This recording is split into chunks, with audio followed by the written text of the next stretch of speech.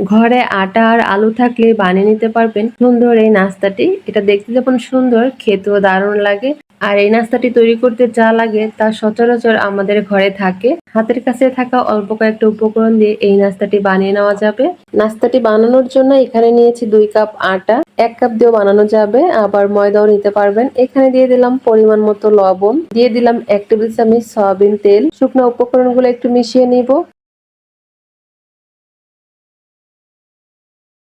এখানে নিয়েছি নরমাল পানি, অল্প অল্প পানি দিয়ে মেখে নিব।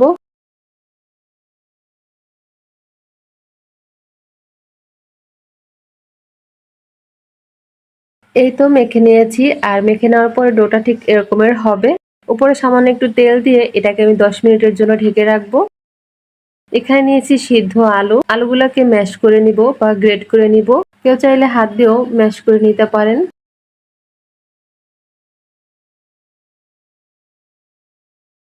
এখানে দিয়ে দিলাম 1 চামচ চিলি ফ্লেক্স, এখানে দিলাম হাফ চামচ গরম মসলা। এই মশলার মধ্যে সব রকমের মশলা আছে। দিয়ে দিলাম 1/4 টিস্পুন চাট মশলা, পরিমাণ মতো লবণ আর হাফ চামচ শুকনো মরিচের গুঁড়া। দিয়ে দিলাম 1 টেবিল চামচ টমেটো সস, মাঝারি সাইজের একটা পেঁয়াজ কুচি আর কিছুটা ধনিয়া পাতা।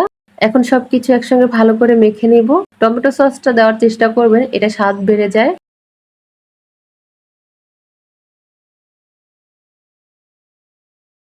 এই তো মেখে নিয়েছি। এদিকে ডোটা 10 মিনিট পরে ফিরে আসছি। এটা অনেকটা সফট হয়ে গিয়েছে, হালকা একটু মথে নিব। এখন এটাকে আমি মাঝখানে কেটে নিব। এই অর্ধেকটা দিয়ে আমি নাস্তাটা বানাবো। এই যে ছোট ছোট করে লেচি কেটে নিয়েছি। এখন এগুলোকে গোল করে নিব। একটা দিয়ে একটা নাস্তা হবে। 1 কাপ আটা দিয়ে 6 থেকে 7টা পর্যন্ত নাস্তা বানিয়ে নিতে পারবেন। একটা লেচি নিয়ে এখন রুটি বেলে নিব। এই যে রুটিটা বেলে নিয়েছি, অনেক বড়ও না ছোট না, মাঝারি সাইজের। এখন এখানে দিয়ে দিচ্ছি তৈরি করে রাখা আলুর পুর। এখন ডিজাইনটা করার জন্য মাঝখান থেকে ঠিক এইভাবে কেটে নিতে হবে। তারপরে এইভাবে ছোট ছোট করে কেটে নিতে হবে। কিভাবে কাটতেছি এটা দেখেই বুঝতে হবে।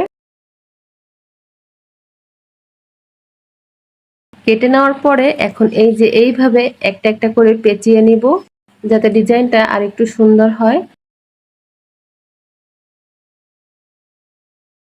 সবগুলো পেঁচানো হয়ে গেলে পিছনের যে বাড়তি অংশটা আছে এটা দিয়ে এইভাবে আটকে দিব।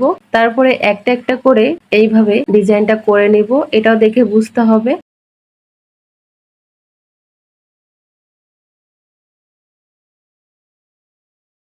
ডিজাইনটা করা খুব সহজ, চাইলে যার যার পছন্দ মতো ডিজাইনটা করে নিতে পারেন। এখন এই যে সাইডে বাড়তি যে অংশটা আছে এটাকে আমি কেটে ফেলবো। এরপরে এইভাবে ভালো করে মুখটাকে আটকে দিতে হবে। এই যে একটা নাস্তা রেডি, আর এটা দেখতে কিন্তু খুবই সুন্দর হয়েছে। এভাবে বাকি নাস্তাগুলো বানিয়ে নিয়েছি। এখানে চুলায় প্যানে কিছুটা তেল হালকা গরম করে নিয়েছি আর একে একে নাস্তাগুলো দিয়ে দিচ্ছি। যেহেতু নাস্তাগুলো বড়, বেশি দেওয়া যাবে না, 3টাই দিয়েছি। এখন এগুলোকে চুলার আঁচ মিডিয়াম টু লোতে রেখে ভেজে নিব।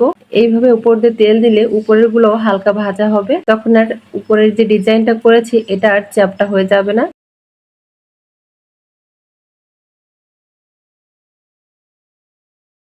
চুলার আঁচ মিডিয়াম টু লোতে রেখে নাস্তাগুলোকে ভেজে নিয়েছি।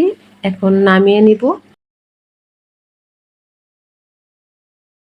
বাকি নাস্তাগুলো এইভাবে ভেজে নিব। সবগুলো নাস্তা ভেজে নিয়েছি আর খুব সুন্দর একটা কালার আসছে। নাস্তাগুলো দেখতে যেমন সুন্দর লাগছে, এটা খেতেও দারুণ লাগে।